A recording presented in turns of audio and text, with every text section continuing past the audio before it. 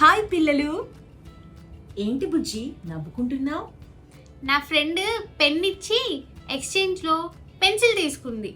దాని తెలివి తక్కువతనానికి నవ్వొచ్చిందిలే. అలాగా? కానీ అప్పుడప్పుడు తెలివి తక్కువగా ఉండడం కూడా లాభమే తెలుసా? లాభమా? ఎలా? చిట్టి కథ చెబుతాను, విను. సరే.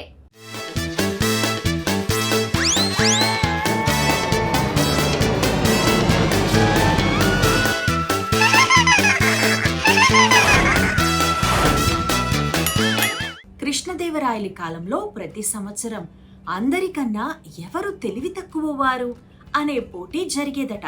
గెలిచిన వారికి 5,000 బంగారు ఆభరణాలు బహుమతిగా ఇచ్చేవారట.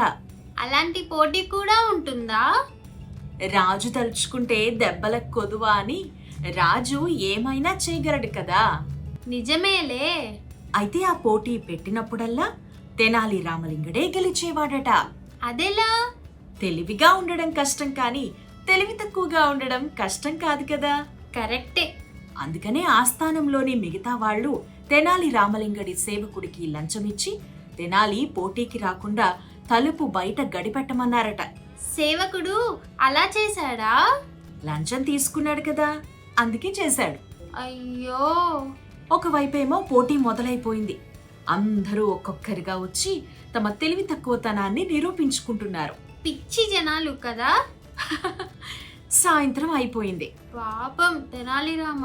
కాసేపట్లో రాజుగారు పోటీలో ఎవరు గెలిచారో చెబుతారు అనగా తెనాలి రామలింగుడు కష్టపడి తప్పించుకుని సభకొచ్చాడు.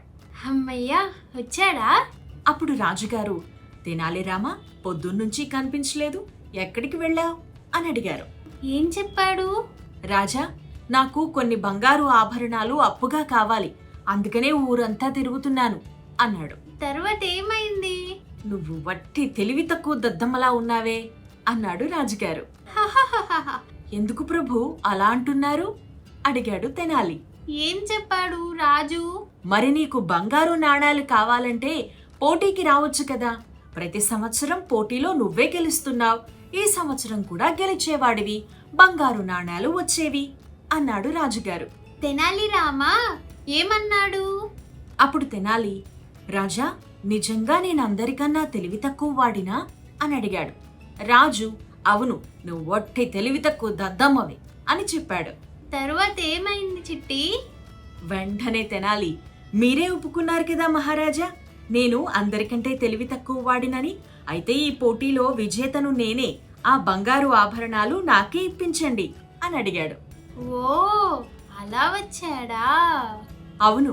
రాజుగారు నవ్వుకుని ఆ బహుమతిని తెనాలికే ఇచ్చారు. ఇంతకీ తెనాలి రామ తెలివి కలవాడా తెలివి తక్కువ వాడా? ఇంకా అర్థం కాలేదా? తెలివైన వాడే కానీ తెలివి తక్కువ వాడిలాగా నటించి తెలివిగా బహుమతి సంపాదించుకున్నాడు. గుడ్, భలే చెప్పావే. ఎందుకంటే తెలివి తక్కువ వాళ్ళకి నేను తెలివైన దానిలాగా కనిపించనులే. అలాగా? ఏమన్నావు? బాయ్ ఫ్రెండ్స్, మరో మంచి కథతో మళ్ళీ కలుసుకుందాం.